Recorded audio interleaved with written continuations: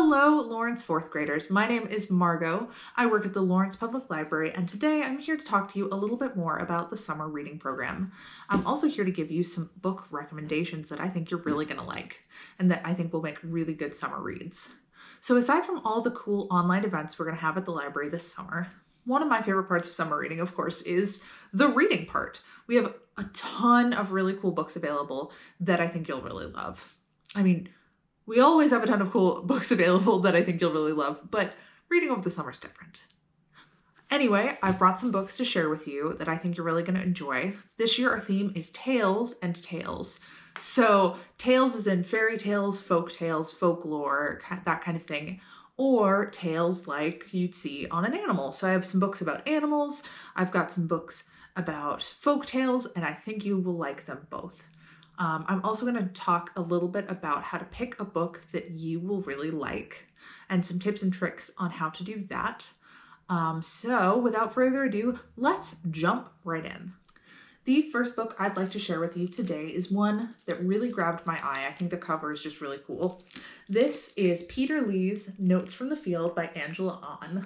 One of my favorite things about the cover is, if you'll notice in the background, it's got this grid pattern as if he's drawn all of this himself on a notebook, which I think is just a really neat detail. It's about this boy here named Peter.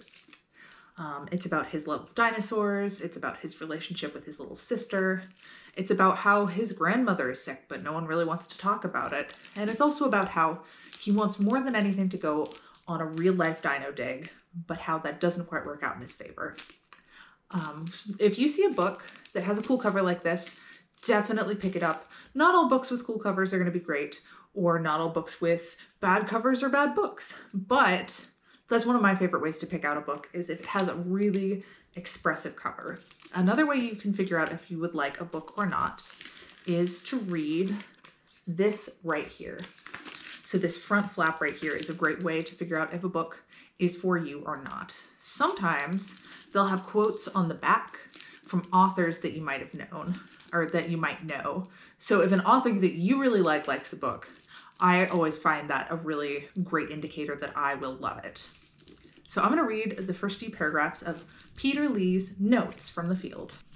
This is chapter 1, May the Force be with you. Tuesday, May 14th, lunch. Conditions, light rain, high humidity. The ball came at me so fast, I barely had time to throw my right hand up in the air to block it. Just like Dinosaurus, a dinosaur from the late Cretaceous period, I have unusually long arms. The leather of the ball grazed my gloved fingertips. I had just counteracted a basic scientific law. The ball would have stayed in motion and sailed right through the goalpost if I hadn't applied the smallest amount of force. Force wreaks havoc on motion. And in this case, it caused the ball to change its trajectory, leading to the sweetest sound a goalie can hear. Thunk. The ball firmly hit the goalpost and rebounded back into play. That was a close one. So if you would like to read Peter Lee's Notes from the Field, you can either put it on hold online, or you can come into the library and we can get it for you. The next book I brought to talk to you today about is The Last Rabbit by Shelley Moore Thomas. This book is about 4 sisters who have not always been rabbits and who live together on an island. And one by one, each of the rabbit sisters leaves the island, leaving one left. It's a book that has a lot of magic and a lot of mystery and a lot of heartache and a lot of joy. It also has these really amazing illustrations. It's a normal chapter book, but let me find one. Here's an example of the illustrations in this book. I'm going to read the first little bit of it, and if you're interested in it, you can always come into the library and we can get that for you, or you can put it on hold online.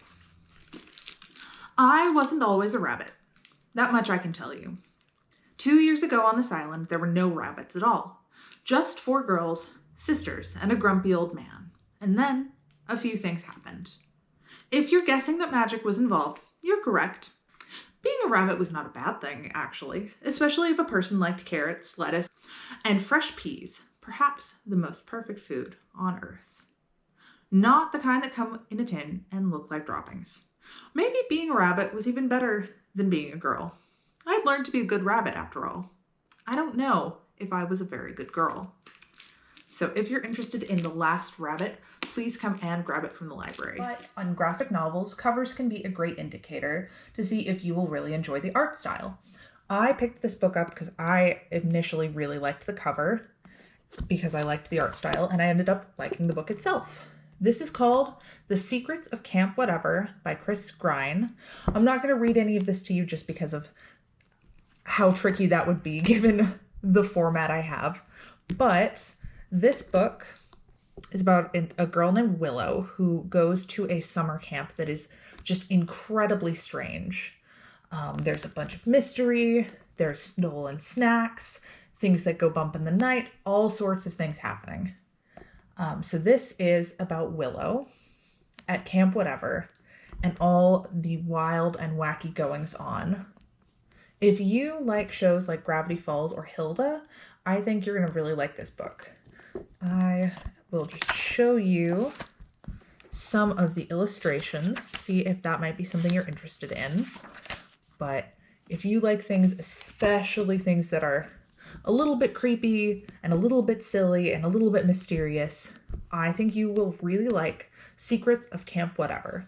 All right, friends, that is all I've got for today. Thank you for letting me talk about these 3 really cool books. If you're interested in these or anything else, please stop by the Lawrence Public Library or check out our website.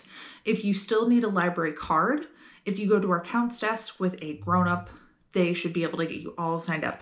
So you can take books like these and many, many, many, many, many more home with you to read for the summer reading program.